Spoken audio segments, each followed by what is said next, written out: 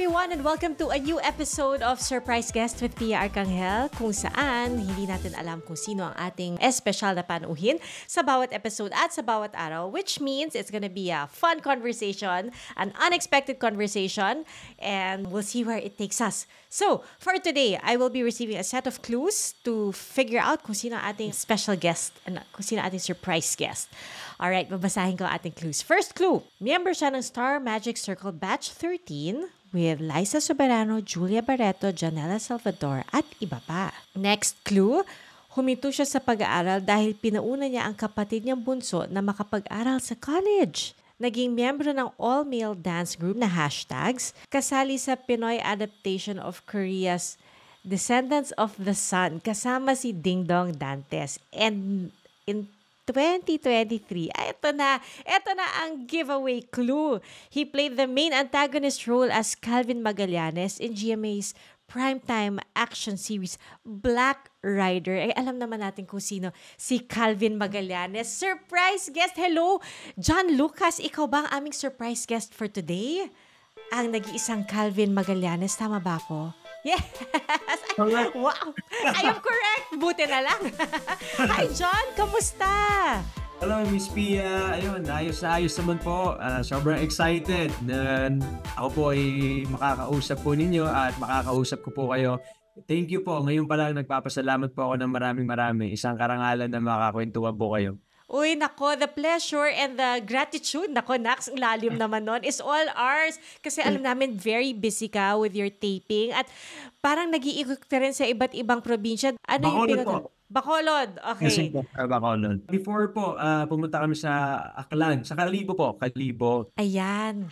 So alam ko, tinitikman mo rin lahat ng mga delicacies nila, di ba? Opo, syempre, hindi natin papalampasin po yan. Paborito natin yan, yung inasal. Ay, Kaya nako. yung paglapag namin doon, hinanap po kaagad namin kung sa inyo masarap na kainan ng inasal. Nakakainggit naman. Ang galing ha. Na-enjoy mo ba yung mga ganon pag nag-iikot kayo sa iba't ibang provinces, iba't ibang regions, cities outside the NCR? Sobra po na-enjoy. Yun nga, unang-una, syempre, nami-meet po natin yung mga kapuso natin na talagang walang sawang sumusuporta sa lahat po ng programa po natin sa GMA at sa mga iba pa po namin mga ganap. Kaya personal namin sila napasasalamatan. At yun, nakikita po natin yung mga iba't ibang magagandang tanawin na meron po tayo sa bansa natin. Kaya yun yung isa sa mga tinuturing po nating parang pahinga ng pag-iisip, pahinga ng katawan, kasi nare-relax ka po eh. Nakakapunta ka sa iba't ibang lugar po. Hindi naman nagagalit sa'yo yung mga tao pag nakikita ka nila dahil ang iniisip nila si Calvin ng Black Rider. Meron naman po, may mga pahapyaw sila mga biro. For example, namukhaan po nila tayo na bilang si Calvin Magallanes nga po. Bago sila magpa-picture, sinasabi nila, ay, naiinis ako sa'yo doon. Grabe, pwede na ganito yung ginawa mo. Bakit ginawa mo pa ganito? Ginagano po ako. Tapos ayun, magpipicture na kami. So, yun, buti naman nauunawaan po nila na role lang po natin yan. Kailangan lang talaga sa storya po. Okay yun galit sila pero magpapapicture pa rin. Hindi nga po yung nakakatawa. Talagang na-appreciate ko po yung mga ganong bagay. Uy, pero congratulations dahil napakataas ng ratings ng Black Rider. Congratulations sa inyo! Salamat po ng marami. Totoo po yan. Lahat kami ay galak na galak nung nalaman po namin na nitong mga nakaraang week ay patuloy po na tumataas yung ratings po natin. So, kumakapit na talaga yung mga tao at inaabangan pa po nila yung mga susunod na mga eksena.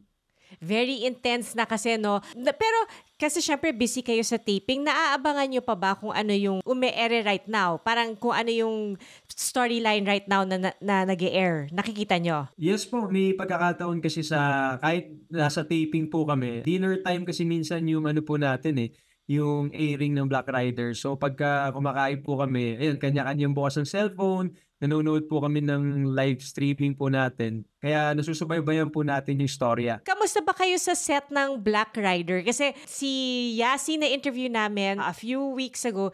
Tapos sabi niya, habang ini-interview namin siya sa set, naririnig namin yung mga, hindi ko alam kung ano yung eksena sa likod niya, pero talagang action scene yung naririnig namin. Pero sabi niya, pag hindi naka-roll, parang very chill, very relaxed kayo sa set. Ganun nga ba? Totoo po yun. Pag sa eksena lang po talaga medyo may tension, Pero pagka off-cam naman po, 'pag nagkukuwentuhan lang kami sa tent o kaya 'pag sabay-sabay kumakain, chill na chill lang po talaga. Kaya nga isa po yung sa gustong ipinagmamalaki po namin na kahit mabigat man yung mga eksena ay magagaan naman po kasama yung mga katrabaho. Kaya talagang napapadali po lahat ng bagay. Kahit po mahirap yung hinihingi, na nagtutulungan po kaming lahat. So yun, medyo nagiging relax lang, nagiging chill lang. Unless talagang late na po, yun yung mga nagagalit na. Siyempre siyempre may ano, stress na rin po lahat siyempre at late na nga po yung oras, pagod na rin lahat, na naiintindihan naman po namin yun. Oo. Parang ano 'no, imbes na hungry, yung hungry angry, sleepy angry, gano'n. Oo, gano'n. Gano'n gano'n nga.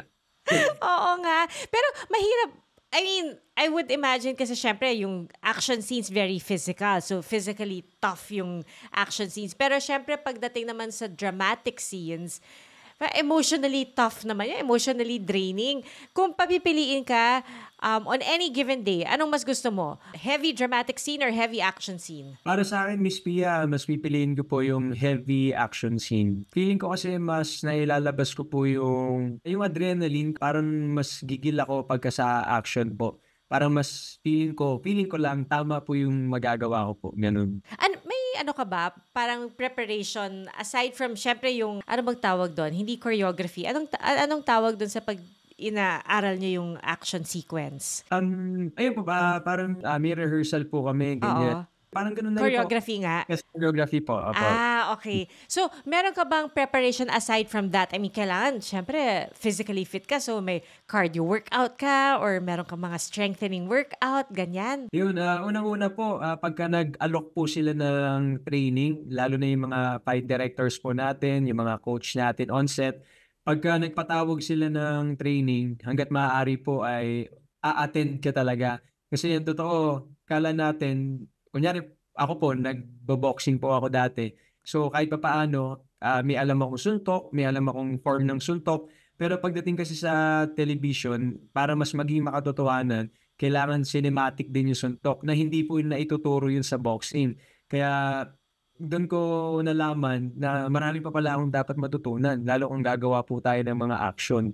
Hindi lang yung personal knowledge mo na natutunan mo sa labas ng paggawa ng action. O, ano yung cinematic na suntok? Ay, kailangan mas mabagal ng konti.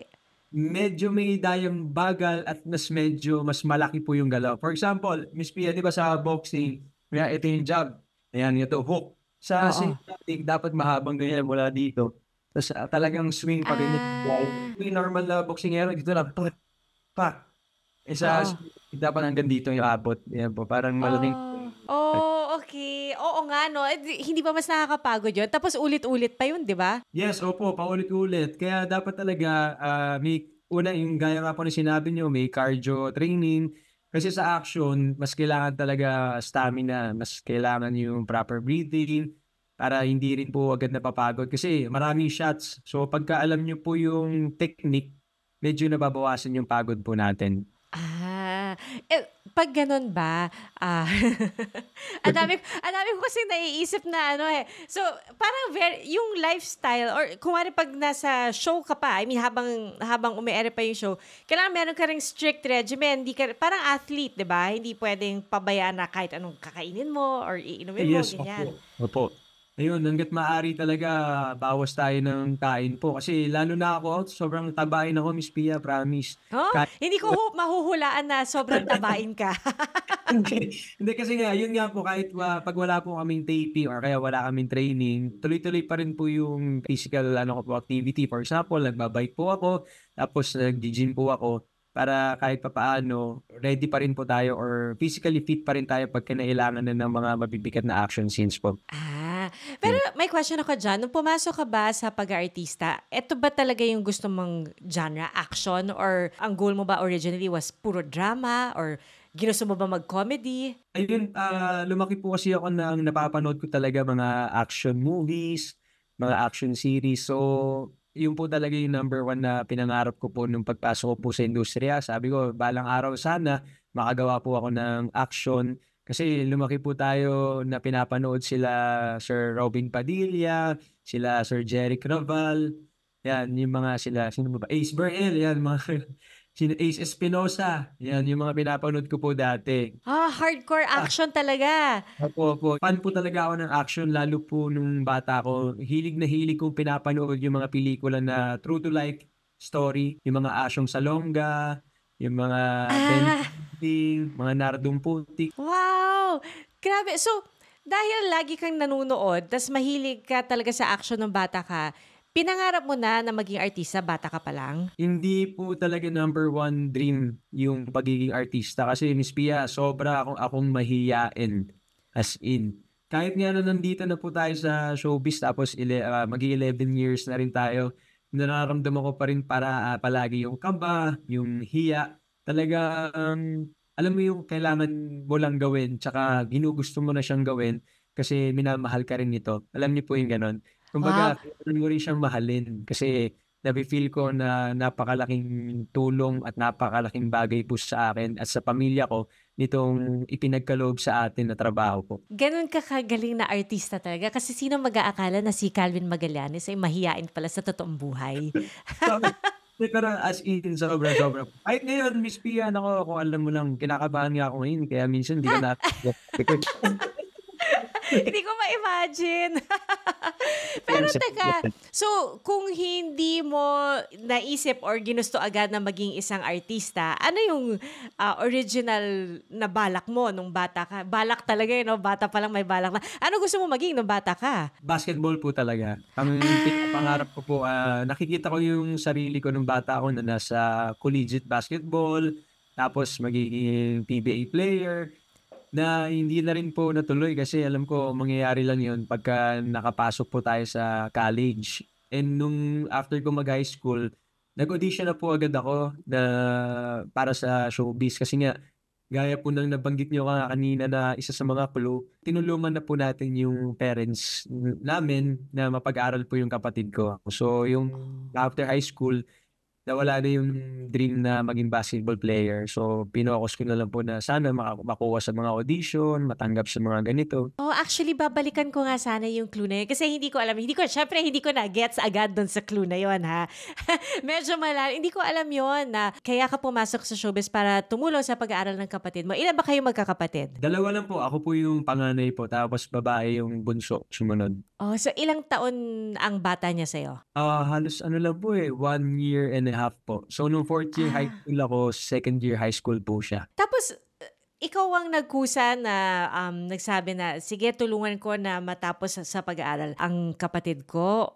Or naisip mo yon out of gusto mo lang talaga? Or kinausap ka rin ng magulang mo na baka pwede nating tulungan yung kapatid mo, ganyan? Na-feel ko lang din na parang nahihirapan po yung parents ko po noon. Kasi gaya nga po noon after ko mag-high school, nagpaplano mag-ibang bansa yung mami ko. For ilang years, isang bahay lang po kami talaga. Tapos for 16 years, magkakatabi kami sa isang room. Tapos biglang nag-iisip siya na mag-ibang bansa. Eh, para sa akin, ayoko. Hindi ko po kayang malayo sa akin yung nanay ko. Kaya dun po ako nag-isip na ta-try ko mag-audition, ta-try ko sumama sa ganito, baka maya matanggap tayo, hindi ka na matutuloy sa ibang bansa. Kaya siya mag-ibang bansa, ibig sabihin po, talagang nahihirapan na yung buhay namin dito sa Pilipinas at para yung kapatid ko makapagpatuloy sa pag-aaral. Kasi yun yung matalino po talaga kaya ayoko naman pati siya maisip niya or maramdaman niya na kakapusin kasi hindi siya makakapag-aral. Kaso nga, Miss Pia, nung time naman na nag-audition po ako, gawa ng wala pa yung mga resulta or wala pang call ulit, natuloy yung mami ko na makapag-ibang bansa. For 2 months yata ako nag-aabang. Ibig sabihin, yung 2 months na yun, nandun na yung mami ko sa ibang bansa. Tapos medyo nalulungkot na ako gabi-gabi. Iyak lang ako ng iyak kasi nga namimiss ko yung nanay ko. Tapos hanggang sa sinabi niya sa amin na December daw, kapag hindi siya nakauwi ng December sa Pilipinas, pipirma na siya ng 2 years na contract. So, ibig Oh. sabihin, yun, kung sa 2 months nga, gabi-gabi na ako umiiyak, paano pa doon sa 2 years? Na hindi ko talaga kayang malayo sa akin yung mami ko po. Ang nangyari, buti may na-auditionan po ako ng December 12.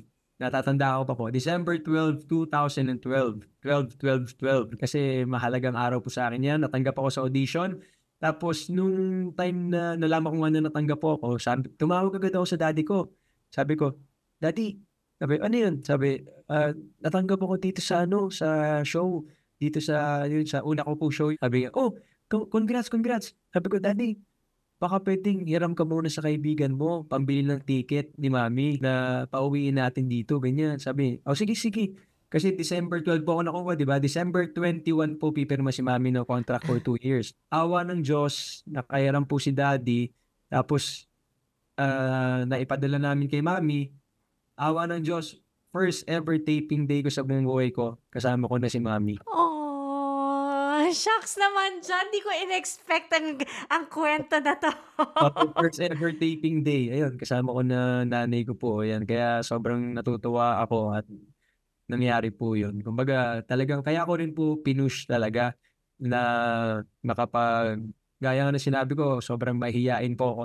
Pero aalisin mo lahat yung mga ganung bagay para gawin mo yung parang mas mahalaga. Di ba po? Kumbaga, tatry mo lahat ng pwede mong itry para lang din sa mga mahal mo sa buhay. Yun po yung parang naging ko lang nun, motivation. Gusto ko lang makasama yung nanay ko, ganyan. Tapos gusto ko lang din makita yung kapatid ko na nag-aaral. Kaya isasantabi muna natin tong pagiging natin, mahihiyain, ganyan. Shucks, alam mo dun sa kwento mo nakikita ko first of all, kung gaano mo kamahal yung pamilya mo at kung gaano kayo ka-close. Kasi imagine mo, no, gusto mo kasama mo yung mommy mo sa first taping day mo, tapos gagawin mo lahat para sa kapatid mo. So, I mean, siguro, alam ko meron ka ng sarili mong pamilya ngayon, pero yung closeness, gano'n na lang din, nadala mo rin sa sarili mong pamilya. Opo, yes. Opo, family is everything talaga, Miss Pia. Kaya sa mga anak ko rin, pinaparamdam ko lagi na nandun ako para sa kanila. Interesting topics and insightful conversations with one of the country's veteran and most award-winning journalists, Howie Severino. The Howie Severino podcast was hailed as one of Spotify's best new podcasts and has consistently been one of the top Philippine podcasts since its launch. The Howie Severino podcast. New episodes streams every Thursday on major streaming platforms. Shucks, alam mo dun sa kwento mo nakikita ko first of all, kung gaano mo kamahal yung pamilya mo at kung gaano kayo ka-close. Kasi imagine mo, no, gusto mo kasama mo yung mommy mo sa first taping day mo, tapos gagawin mo lahat para sa kapatid mo. So, I mean, siguro, alam ko meron ka ng sarili mong pamilya ngayon, pero yung closeness, gano'n na lang din, nadala mo rin sa sarili mong pamilya. Opo, yes. Opo, family is everything talaga, Miss Pia. Kaya sa mga anak ko rin, pinaparamdam ko lagi na nandun ako para sa kanila. So, yung kapatid mo, meron na rin ba siyang sariling pamilya ngayon? Wala po.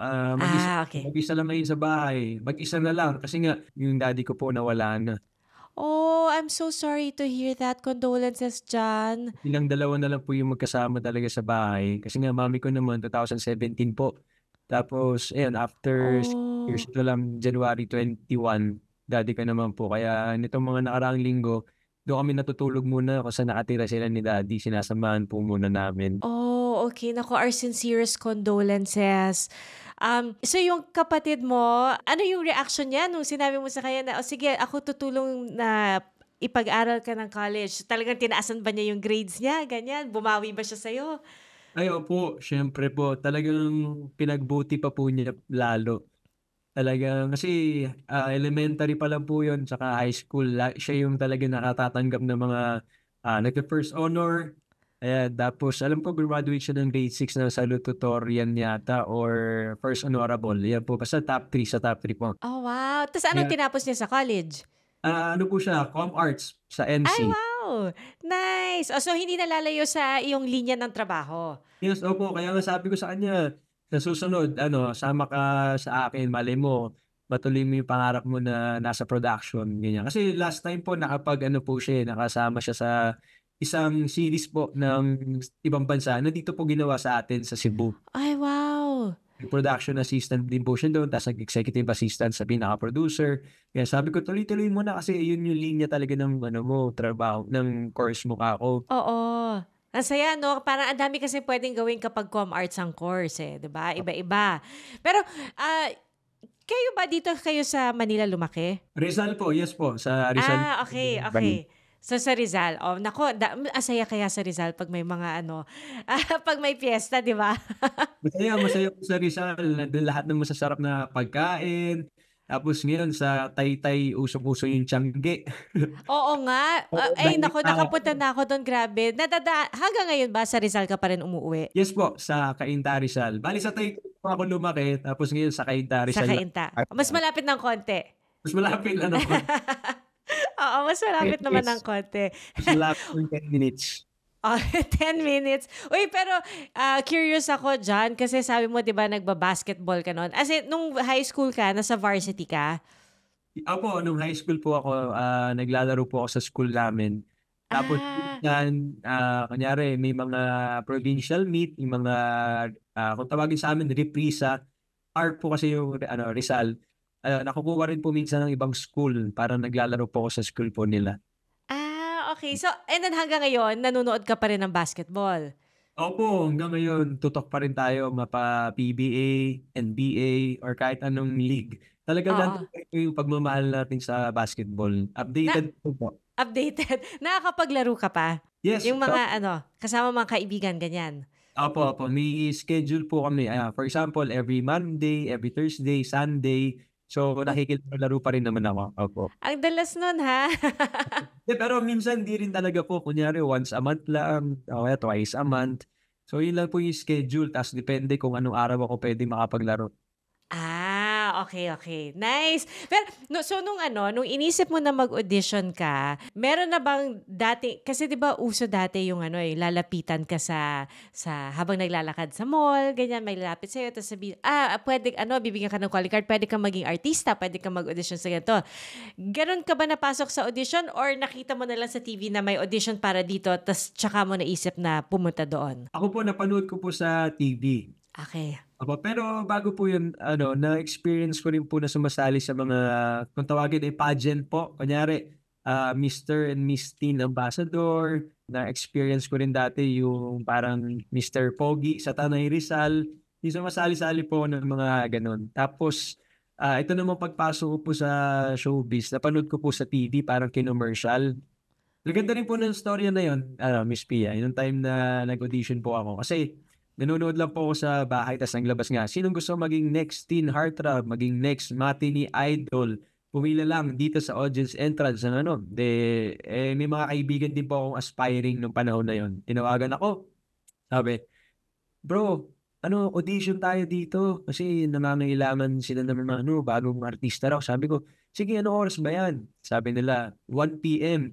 Pero nakalagay sa commercial, 500 male. Kasi puro lalaki po walang pinatawag po na babae talaga. Sabi, 500 lang yung i-accommodate nila na mag-audition. Kaya for sure, sa dami ng gusto mag-artista, 7 a.m., 8 a.m. pa lang, puno na yan yung pila. So hindi totoo yung 1 p.m., dapat agahan. Nangyari, syempre sabi ko, sige, try natin. Ano oras ka pa pupunta? Sabi ko sa kanya, sabi niya, 6 a.m. pa lang, nandun na ako, sabi niya. Sa isip-isip ko, sabi ko, sige, bago matulog din, nanalangin po tayo. Diyan, sana ito na po yun. Ito na yung magpapasok sa atin dito sa showbiz. Tapos, kinabukasan, nagising ako, 9:00 na po ng umaga. Tapos, ang dami ng missed call dun sa phone ko po. Yung kaibigan ko, tapos nag-message, "Nasaan ka na bro? Wala na, hindi ka na aabot. 600 plus na, ngayon pa lang." Kumbaga 7:30 pa lang or 8 a.m. pa lang nung nag-message siya na nasa 700 o 600 plus na yung mga mag-audition. So, hindi na raw ako aabot. Sabi ko, hindi, sige, huwag kang mag-alala. Pagka talagang para sa atin, aabot ako dyan, ganyan. Pagdating ko po doon, nakarating po ako 12, saktong 12. Kasi nung panahon na yun, jeep po kami from Taytay, tapos MRT, ganyan. Tapos pagdating ko po na ng 12, Ang haba ng pila. Sobrang haba talaga ng pila. Nung pagpasok ko sa audience entrance, sabi ng marshal, sabi, mag-lunch muna kayo, sabi din sa mga nakapila. And ang daming lumalabas. Yung mga lumalabas, sinasalubong ko. Tapos sabi ng marshal sa akin, mag-lunch muna. Sabi ko, hindi sir, kumain na ako, maghihintay na lang ako sa loob. Sabi ko, sige. Hindi, sabi ko, kumain na ako. Tapos yung kaibigan ko, sabi ko sa kaibigan ko, pangilang number ka? Sabi niya, 256 kasi 6 a.m. nga siya dumating. Tapos pag upo ko, pagbalik ng mga tao, naging pang 191 ako. sabi ko, ano ka, 256? Bakit ako 191? Sabi ko, naunaan pa kita. sabi ko, di ba, sabi ko sa kanya, pinanalangin ko to bago ako matulog. Kung talagang para tayo dito, gagawa ng paraan ng langit para sa atin. Tapos ito na po, na-accommodate na nga po lahat. Nag-audition po, ganyan, sobrang dami. To make it short, Miss Pia, yun po yung audition na tayo lang po yung natanggap na lahat. Awa ng Diyos talaga, sabi ko.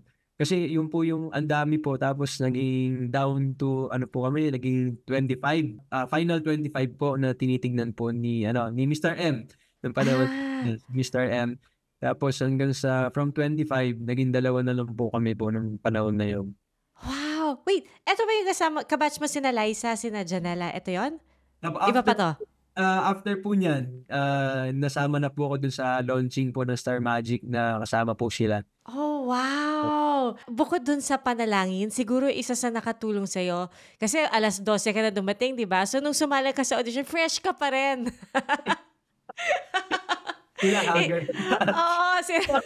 Kaya lagi kong sinasabi na hindi talaga dahil sa kung ano man. Kasi kahit ako mismo po sa pila pa lang po nung time ng audition, aminado po ako, may talagang mas malakas yung dating, mas maganda yung pormahan, tapos mas mukhang artistahin na kaagad. Pero ang baon ko lang talaga nun, yung parang tiwala lang talaga. Tsaka yung iniisip ko na ito yung magpapaaral or makakatulong sa mga magulang ko. Ito na yun. Yun lang yung laman ng puso at isip ko po nung panahon na yun. Hindi ko natitigdan yung panlabas na nakakatawa na anyo. Kasi kung doon nga lang sa panlabas, talagang 100%.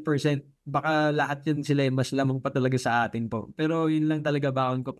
Para sa akin to. Yes. Oh, wow! Ang galing. Alam mo, sa sa lahat ng makakaalam ng kwentong to, talagang mabubuhayan sila ng loob at mapupuno sila ng pag-asa kapag narinig nila yung kwentong to. Sana nga po. Kasi masaya ako na nakakapagbahagi po talaga ng mga ganito. Kasi sa panahon ngayon, parang kahit naman po ako or kahit sino man, ang bilis nawawalan po ng pag-asa doon po sa bagay na ginagawa nila. So, yun lang talaga yung kailangan nating itatak lagi sa isip natin na kung gusto talaga natin at alam nating makatutulong to sa atin at sa mga mahal natin sa buhay, i-push natin kahit gaano kahirap, kahit na may mga hadlang, itutuloy pa rin natin. Di ba dati, John, sumasayaw ka rin? Opo. Doon ka nag-umpisa, di ba, sa pagsasayaw? Tama ba? Naggawa muna po tayo ng mga serye po. Okay. Opo. Tapos nung 2015 ng November, nagpa-audition po sila para sa boy group nga po na ilalabas sa Showtime.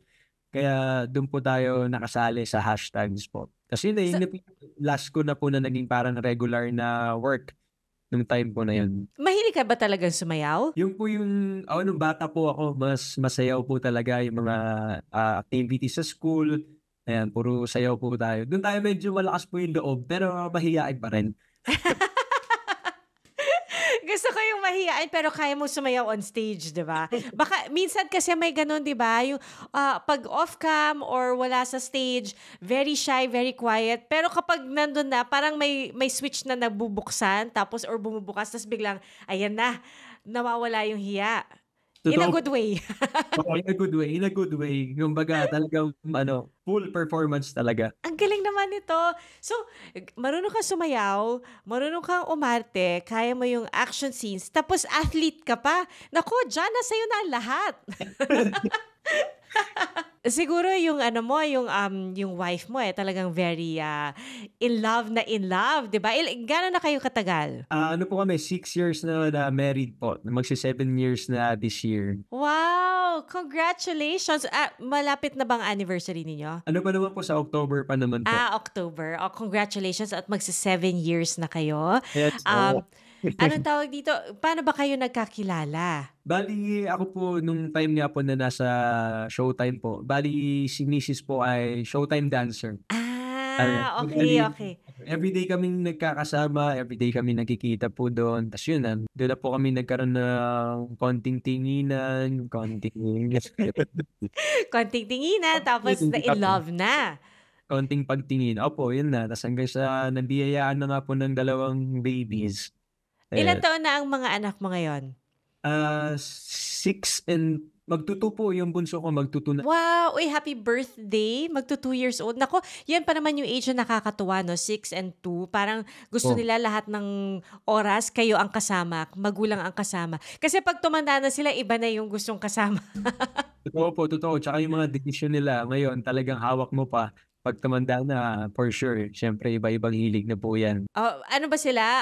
Very close sa iyo or mas close kay mommy? Paano ba? May ano ba yan? Tig-isa ba kayong mas close? Parang pareho naman po. Napapansin ko naman pagka pinagbabawalan sila ng mami nila, sa akin naman lumalapit, sa akin naman po naglalambing. Tapos lalo po itong panganay ko, kasi nga nakwento ko po kanina, kasi yung panganay ko sobrang close na close sa daddy ko. So, Oh. nawala nga po. Kaya parang na-feel niya yung parang pangungulila. Kaya nitong mga nakaraan, lagi lang siya nakadikit sa akin po. As in, kunyari, dati pag natutulog po yun, ayaw akong katabi. Mas gusto po niya katabi mami niya. Tapos, mula nung nawala nga ang daddy, lagi niya nang gustong tumabi sa akin pag natutulog. Tapos pagka aalis lang ako, kunyari, magsi-CR po ako, sumusunod sa akin, papunta sa CR. Kumbaga parang ayaw niyang mawala ako sa paningin niya. Oh, Very okay. So, very close siya kay Lolo. Sobra po, as in everyday kasi tulad niya pag may work po tayo, everyday school, yung lolo po niya yung naghahatid sundo po sa kanya. Tapos pag may rest day, pupunta sila sa mga convenience store, binibili lang po yung mga gusto niya, chichirya, mga candy. Ngayon niya na-feel na parang, ay, malungkot yung daddy ko, baka ganito rin yung mangyari sa akin pag si daddy naman yung wala. Kaya talagang dikit siya ng dikit, naging close po talaga lalo sa akin. Oh, shucks. 6 years old, pumapasok na siya. Opo. Tama, di ba? Pumapasok na, 6 years Opo. old. Second year, pangalawang taon niya na po ngayon sa school na nag-aaral siya. Kala ko sabihin mo second year high school. Wow, genius! Accelerated, no? Grabe yung pagka-accelerate niya. Ngayon ba, nakikitaan mo na ng hilig sa showbiz or pag-aarte, pagsayaw or sa sport ang mga anak mo? Si Bryson, yung panganay ko, Miss Pia, sobrang, syempre ano ko yung proud ako doon. Pero ang galing sumayaw. Yung mga sayaw po sa TikTok, yung mga usong sayaw, hindi po namin tinuturo. Tapos nakikita naming mag-asawa, kabisado po yung mga steps. Talagang pag pinapanood lang po niya, siguro paulit-ulit, kabisado niya na yung steps. Nakakatuwa naman, sabi ko. Tsaka parang ano din po siya, mahilig sa sports. Parang marunong mag-basketball, tapos marunong mag-football. Kaya sabi ko, marami kang magagawa, anak. Sabi ko, paglaki mo, hanggat kaya suportahan ni daddy. Kasi ang dami, sayang eh. Sayang po yung potential sa kung ano man yung mahiligan niya. Syempre may pinagmanahan siya, di ba? Magugulat ka pa ba na magaling siya sumayaw? Mami niya po, Miss Pia, mami. Mas mana kay mommy kesa sa'yo. Nakakatuwa naman. Pero alam mo, syempre yung bunso mo, maliit pa siya masyado 2 years old pa lang, di ba? Pero nakikita mo ba na si Bryson parang feel yung pagiging kuya? Sa ngayon, opo, nakikita ko na rin po na talagang nagpapakakuya na siya dito kay Brio na siya bunso ko. Lalo pag umiiyak, binibigay na lang niya yung, kunyari kasi nag-aagawan sila minsan sa laruan o kaya sa cellphone pag kami pinapanood yung isa. Si Bryson, pag nakita niya nakakaawa na yung bunso, binibigay na rin niya. Tapos, sige, love muna si kuya. Okay, okay, sa'yo na to. Pero kiss mo na kuya. Love muna. Kaya ganun. Ay, cute naman. Pero syempre kasi nakukuha rin nila yan sa magulang nila. So pag nakikita nila, di ba, na very caring, tas very family-oriented ng magulang, so natatranslate yon, di ba? Shucks, alam mo dyan, natutuwa ako kasi hindi ko ma-imagine na, alam ko naman na hindi ka kontrabida sa totoong buhay tulad ni Calvin Magallanes, di ba? Pero hindi ko ma-imagine na ganito pala yung kwento ng buhay mo. Jan, talagang so inspiring, so heartwarming. Salamat sa pag-share sa amin na napaka-open mo sa pagkwento sa amin tungkol sa mga bagay na ito. Mas thank you so much po, Miss Pia. Di tayo busy, Miss Pia. Basta ikaw, basta kayo. Nax! Actually, Mas mag-uusap muna kami ni Miss Pia. pakisabi na lang ha. Hindi pa tayo tapos dyan kasi meron kaming special game for you. Just to get to know you a little bit better. Basahin ko ha. Ito, kasi surprise ang ating game. Ikaw ngayon ang kinaiinisang kontrabida. So say these lines in character. Ay, nako, challenge to. Challenge. Ang cute ng number 1. Okay, sasabihin mo to ha as a kontrabida. Oo, ikaw. Tapos sasabihin mo yung pangalan. Ikaw ang showbiz crush ko. Oo, ikaw nga. Nako, hindi naman magagalit si Mrs. Hindi naman po siguro. Showbiz crush naman. Oo, ayan na. Ayan na. Nako, nakita ko na. Nagbago na yung mata, oh. Si Calvin na to. Oo, ikaw. Ikaw, Ate Jeneline Mercado. Ikaw ang showbiz crush ko. Aliwanag! Baka si Dennis Trillo ang sumagot, ha? Okay. Pero safe na po yun si Ate Jen kasi safe management kami. Ay, okay. Safe na. Nice answer pala yon. Good answer na. Alam din ni Ate Jen yun. Alam na niya yon. Sanay na rin siguro siya, no? Oo na, kaya nga po. Okay, next. Ito kasi gusto namin malaman kung ano ang paborito mong pagkain. So sasabihin mo to. Sino nagluto nito? Paano nyo nalaman na paborito ko ang blank? Sino nagluto nito? Paano nyo nalaman na paborito ko tong menudo? Menudo pala. Wait, alam mo, medyo natatakot ako ng slight Calvin tuloy. Tingnan mo, Calvin na tuloy tawag ko sa'yo.